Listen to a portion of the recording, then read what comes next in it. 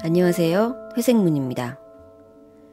할로윈 특집으로 무서운 이야기를 들려드리는 영상을 준비했어요. 불을 끄고 어둡게 찍어서 화질이 더 좀 안 좋은데 화질이 안 좋은 건 좀 양해를 좀 부탁드릴게요. 그래도 제 얼굴은 잘 보이시죠? 하하! 이야기는 3가지를 들려드릴 건데요. 죽은 아들의 결혼식 사진, 가위 눌린 모습을 찍은 비디오, 그리고 2명의 여동생, 이렇게 3가지 이야기입니다. 이야기가 좀 모두 길기 때문에 지루할 수 있어서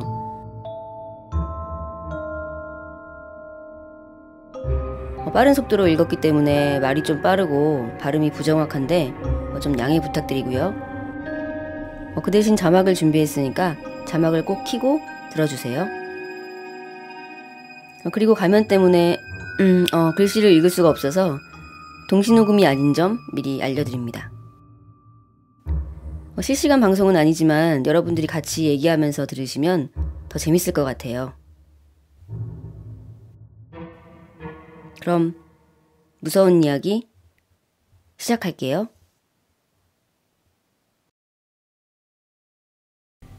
첫 번째 이야기, 죽은 아들의 결혼식 사진.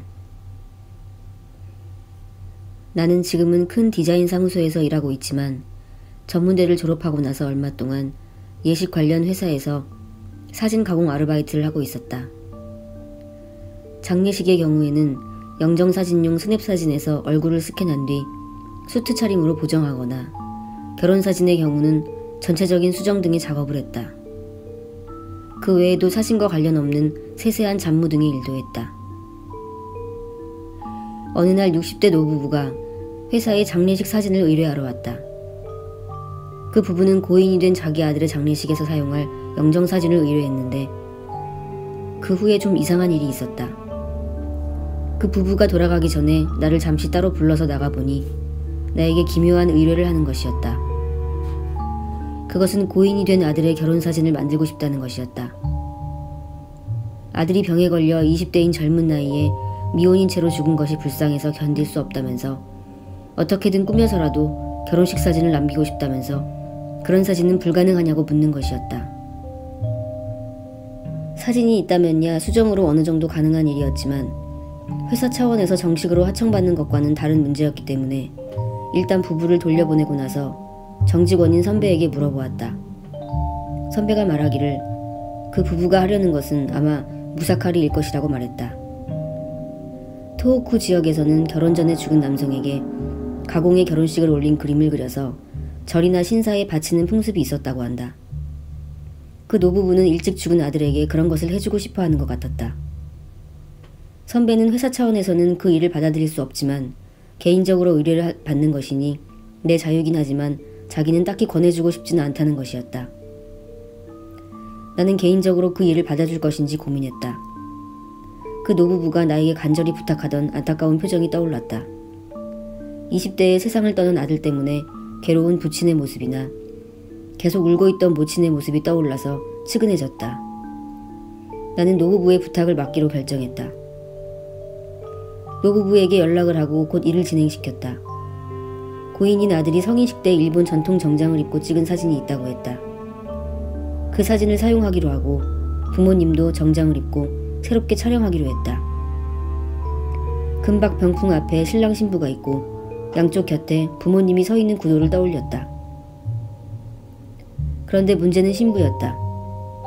신부는 실제 존재하는 사람이 아니니까 일본 의상을 입은 모습은 인터넷에서 구하고 얼굴은 조금 귀찮긴 하지만 눈과 코 등 얼굴 부분을 하나하나 콜라주해서 전체적으로 이 세상에는 없는 여성의 얼굴을 만들어야 했다. 그런데 노부부는 나에게 여성의 얼굴 사진을 한 장 보내왔다. 신부의 얼굴은 어떻게 해서든지 반드시 이 여성의 얼굴로 하면 좋겠다고 말하는 것이었다. 그 사진을 스캔해서 쓰는 건 간단한 일이었지만 나는 선배에게 들은 말이 생각났다. 선배가 무사카리 풍습에 대해 설명해주면서 한 말에 의하면 부모님 사진 같은 건 상관없지만 신랑 신부의 얼굴은 살아있는 사람의 얼굴을 사용해서는 안 되며 또 살아있는 사람의 이름을 넣어도 안 된다는 것이다. 그걸 어기면 거기에 쓰여진 사진의 사람에게 명계로부터 마중을 온다는 것이었다. 미신 같은 이야기라고 생각했지만 토호쿠에는 아직도 그런 일이 실제로 가능한 신사가 남아있다고 했다. 나는 노부부에게 조심스럽게 그 사진의 여성에 대해서 물어보았다. 혹시나 살아있는 사람은 아닌지 걱정이 돼서였다. 하지만 노부부는 그 사진의 여성도 죽었고 생전에 아들과 약혼식을 한 사람이라고 했다. 그 여성이 죽은 원인도 아들이 병이 들어서 죽은 것 때문에 상심해서였다고. 둘 다 이젠 고인이라서 저 세상에는 벌써 같이 있겠지만 지금이라도 정식으로 식을 올려주고 싶어서 그런다고 절절하게 말씀하시는 걸 보고 나는 안타까운 마음에 반신반의하면서도 작업에 착수했다. 그리고 살해금으로 10만 엔을 받았다. 사진은 완성되었고 마지막으로 아들의 이름과 부모님이 말해준 여성의 이름을 사진에 넣어 액자로 만들어 주었다. 노부부와 아들을 위해 정성을 다해 만들었기 때문에 나 스스로도 완성품이 만족스러웠다. 노부부 역시 매우 만족스러워하면서 그것을 가지고 고향에 돌아간다고 말하며 기뻐했다. 그런데 노부부가 간다는 고향이 선배가 말한 그 신사가 있다는 토호쿠에 있는 현이라 조금 멈칫했지만 나는 깊이 생각하지 않기로 했다. 그리고 2주 정도 지나서였을까 그 일을 슬슬 잊어버릴 때쯤 됐을 때 지방신문에 교통사고 기사가 하나 실렸다. 한 여성이 병원 앞에서 구급차에 치여서 즉사한 사고였다. 그 기사를 보다가 나는 순간 멈칫했다. 사고를 당한 그 여성의 이름이 그 노부부의 아들과 결혼식 사진을 만들어준 신부의 이름이었다. 신문에 여성의 사진은 나와 있지 않았다. 우연의 일치겠지. 그 여자는 이미 죽었다고 했으니 동명이인이겠지 하고 생각했다. 그런데 기사를 자세히 보다가 나는 놀라고 말았다. 여성이 앞에서 사고를 당했다는 그 병원은 노부부의 아들이 계속 입원해 있다가 장례식도 치른 바로 그 병원이었다. 아들의 장례를 치렀던 병원 앞에서 신부의 이름과 같은 여성이 구급차에 치여 죽다니 우연의 일치일까? 토호쿠에 있는 현에 간다면서 아들의 결혼식 사진을 품에 안고 돌아가던 노부부의 모습과 선배의 말이 자꾸 떠올랐다.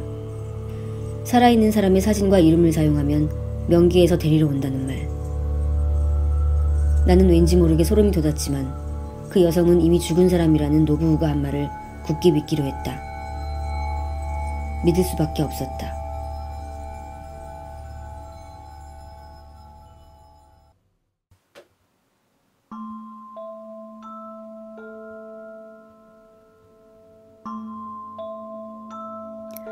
첫 번째 이야기는 죽은 사람의 영혼 결혼식에 대한 괴담이었는데요. 아마도 아직 살아있는 여자를 신부로 정한 것 같습니다. 약간 섬찟하네요. 두 번째 이야기는 가위 눌리는 것에 대한 이야기인데요. 여러분들은 가위에 자주 눌리시는 편인가요? 그렇다면 자신이 자는 모습을 절대로 카메라로 찍지 마시기 바랍니다. 미리 말씀드리면 이 이야기는 몰입해서 집중하고 들으면 좀 많이 무섭습니다. 오늘 밤에 잠을 못 잘 수도 있어요. 채팅하시면서 적당히 들으시길 권해드립니다. 물론 겁이 없는 분이시면 상관없고요. 그럼 두 번째 이야기 들려드리겠습니다.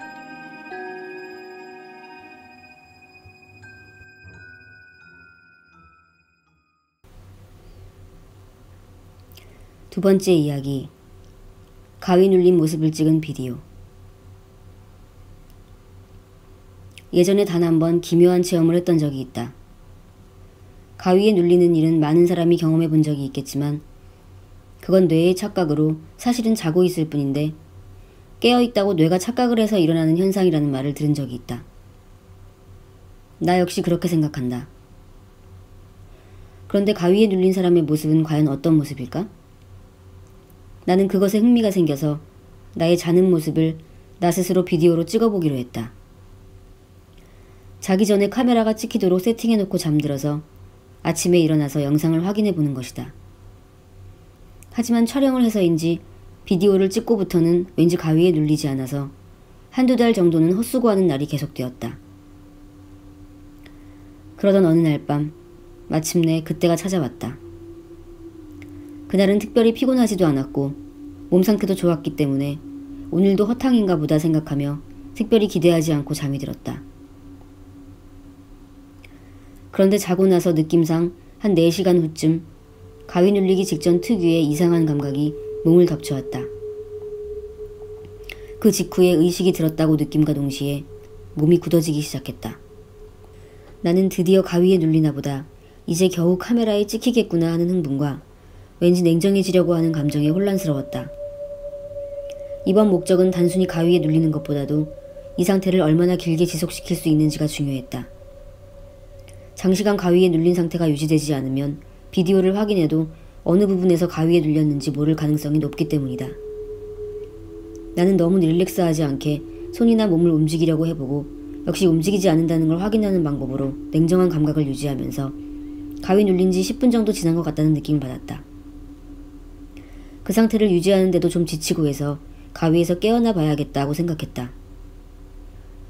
비디오로 촬영하면서 한 가지 더 확인하고 싶었던 것은 가위에 눌려있는 동안 있는 힘껏 비명을 질러보면 그 모습이 어떻게 보일까 하는 거였다. 가위에 눌린 동안 소리를 지르면 정말로 외치는 모습으로 찍힐까, 그렇지 않으면 소리 지른다고 생각하는 것뿐 실제로는 아무 변화가 없는 것일까? 그걸 알고 싶었기 때문에 나는 전신에 힘을 쥐어짜서 있는 힘껏 소리를 질러보았다. 확실히 나 스스로는 소리를 질렀다고 생각했다.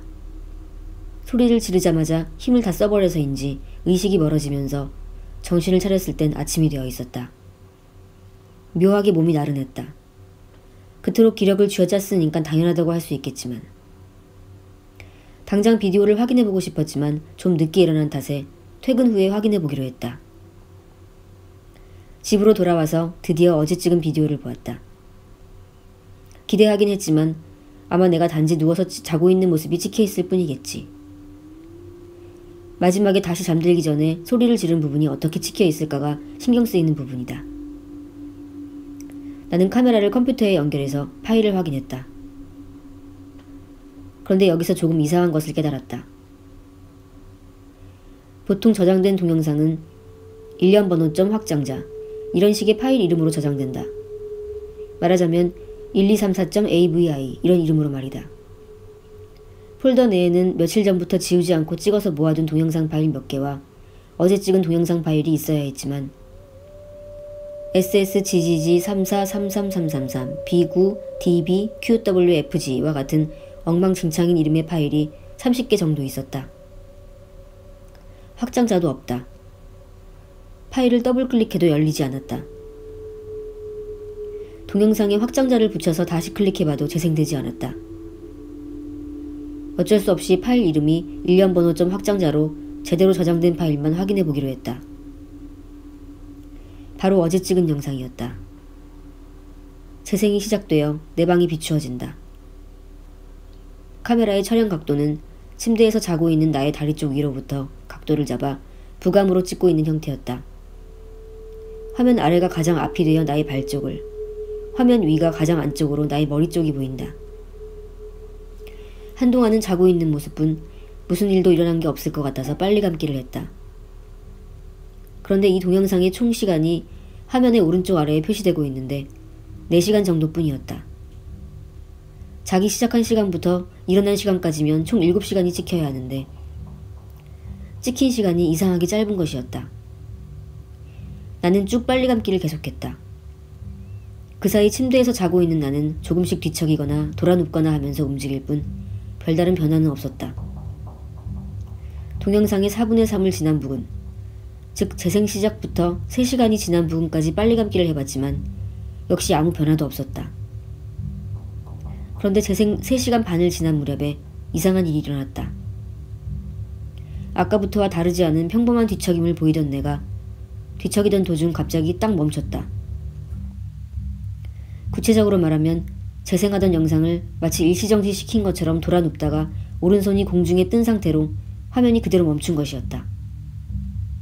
나는 순간 멈칫하면서 화면을 잘 보니 영상의 재생 자체는 계속되고 있었다. 영상의 시간도 계속 흐르고 있다. 화면 속의 내 모습만이 부자연스럽게 팔을 공중에 정지시킨 채로 일시정지된 모습이었다. 혹시 이것이 가위 눌린 모습인 건가? 그다지 예상하지 않았던 전개에 심장이 두근두근 뛰었다. 가위 눌림이란 뇌의 착각이 아니었던 걸까? 실제로 몸이 경직되는 것이라고는 생각도 하지 않았기 때문에 어떻게 받아들여야 할지 모른 채 영상의 재생은 계속되고 있었다. 내 손이 멈춰있는 채로 영상이 재생된 지 3분 정도. 화면은 아무 변화 없이 그대로라고 생각했지만 뭔가가 이상하다. 이 위화감은 뭘까? 하고 생각하면서 화면을 보던 나는 순간 깨달았다. 자고 있는 내 발밑에 이불 안에서 무엇인가 검은 것이 나와 있었다. 너무나 느릿느릿한 움직임이기 때문에 변화를 눈치채지 못했던 것이지만 분명히 나의 몸이 아닌 것이 내 발 밑으로부터 나오고 있었다. 천천히 이불 안에서 나오고 있는 그 검은 것은 이윽고 검은 부분 외에 흰 부분도 보이기 시작했다. 자세히 보니 아무래도 머리카락과 이마 같다. 사람의 얼굴. 사람의 얼굴이 나의 발밑 이불로부터 거꾸로 천천히 나오고 있었다. 얼굴이라는 걸 깨달은 순간 나는 심장이 튀어나올 뻔했다. 이제 동영상을 보는 걸 그만두자. 마음으로는 그렇게 생각했지만 왠지 동영상을 끌 수 없었다. 손이 덜덜 떨리면서도 마치 영상을 절대 꺼서는 안 되는 것처럼 내 손은 정지 버튼을 클릭할 수 없었다. 몸이 자유롭게 움직이지 않았다. 마치 깨어있는 지금 이 순간 가위에 눌리고 있는 것처럼. 마침내 그 얼굴은 반 이상이 이불 밖으로 나와 눈이 완전히 보이고 있다. 그 두 눈은 전혀 생기가 없지만 카메라 너머로 이쪽을 보고 있는 것처럼 보였다. 그러다 갑자기 영상에서 용수철 같은 금속 소리에 파열음 같은 소리가 나기 시작했다. 나는 이대로 영상을 계속 보는 건 위험하다. 저 얼굴이 전부 밖으로 나오면 위험하다는 걸 직감적으로 느꼈다. 더 이상 보고 싶지 않다. 마음속에선 계속 영상을 끄라고 외친다. 동영상은 이제 곧 끝에 가까워지고 있었다. 부탁이니 제발 저 얼굴이 이불 밖으로 다 나와버리기 전에 영상이 끝나줬으면 하고 마음으로 비는 순간 믿을 수 없는 것이 화면에 비쳤다. 화면의 구석에서 불쑥 나타난 사람의 그림자가 비디오 스위치를 눌러 녹화를 정지시키면서 영상은 끝났다. 그러나 그 화면에 비친 녹화를 정지시킨 사람은 다름 아닌 나였다. 화면에 나타난 내가 무표정으로 카메라에 손을 뻗어 스위치를 눌렀다. 그것을 본 나는 이미 공포와 혼란이 극에 달해 그대로 정신을 잃어버렸다.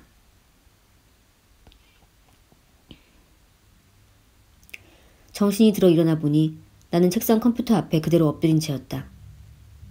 정신을 잃은 채 그대로 아침을 맞이한 것 같다. 모니터상의 폴더에는 이상한 이름들의 동영상 파일과 수수께끼의 파일이 그대로 남아있었다. 꿈은 아니었던 것이다. 정작 나는 그 파일을 다시 재생해볼 생각은 두 번 다시 하지 못하고 동영상을 소거한 후에 그 카메라도 처분해버렸고 그날 아침은 속이 메스꺼워서 회사도 갈 수 없었다. 그때 내가 본 것은 도대체 무엇이었을까? 영상이 찍힌 대로라면 녹화를 정지시킨 것은 틀림없이 나였지만 그때 나는 자고 있을 때였고 게다가 일어나서 비디오를 끈 기억도 없다. 그리고 무엇보다 이불에서 자고 있었던 것은 누구였다는 말인가? 그리고 그 얼굴은 대체 무엇일까? 그때 이후 나는 한 번도 가위에 눌리지 않았다.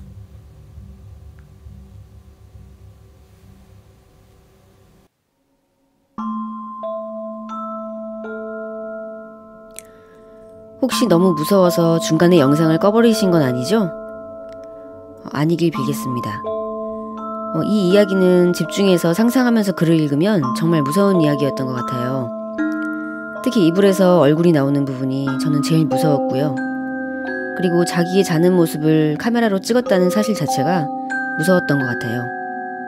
왠지 내가 모르는 사이에 무슨 일이 일어날 것 같고 말이죠. 그럼 세 번째 이야기는 동생과 관련된 미스터리한 일입니다. 마지막까지 재밌게 들어주세요. 그럼 이야기 들려드리겠습니다.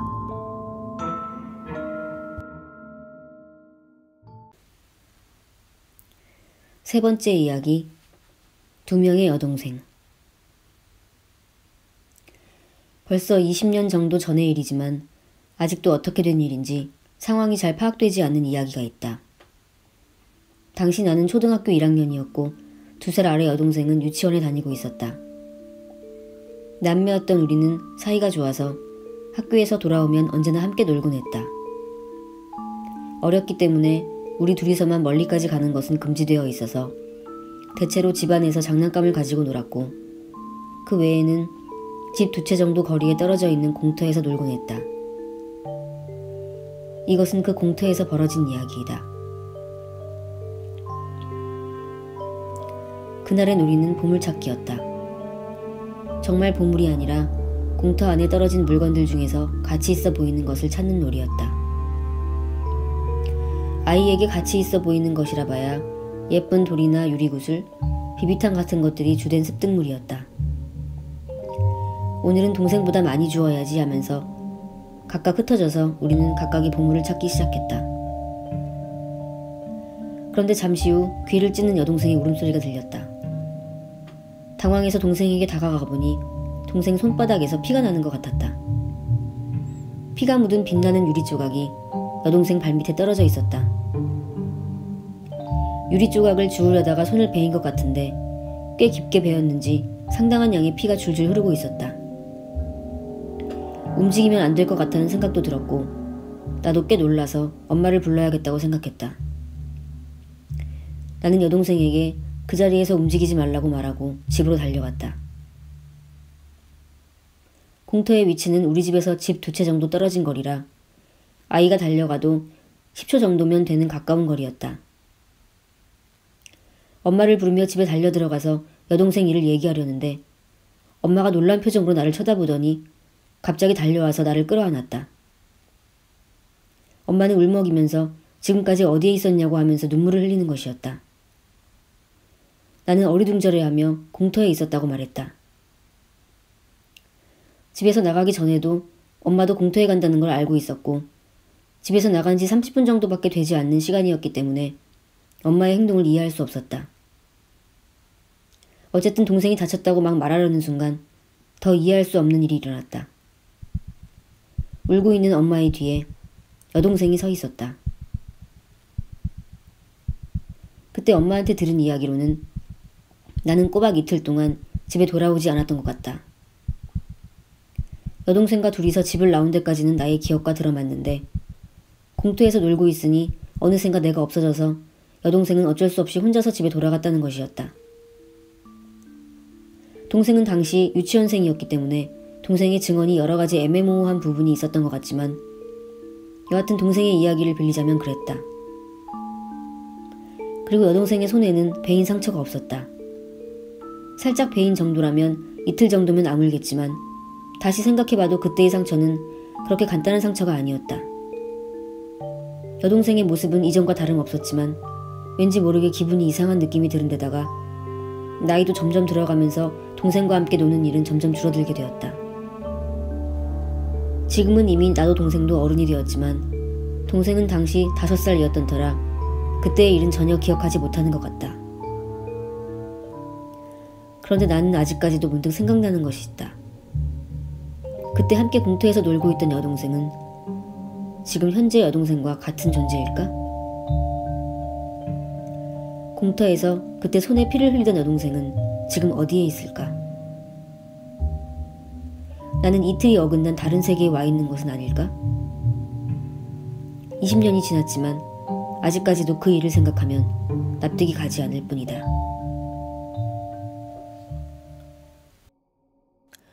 할로윈 특집으로 무서운 이야기 들려드렸는데 어떠셨는지 모르겠네요. 원래 가면을 직접 그려서 쓰려고 했는데 그리다가 그림을 망쳐가지고 그냥 급하게 프린트를 해서 가면을 만들었습니다. 회색문 지기님들 재밌는 할로윈 보내세요.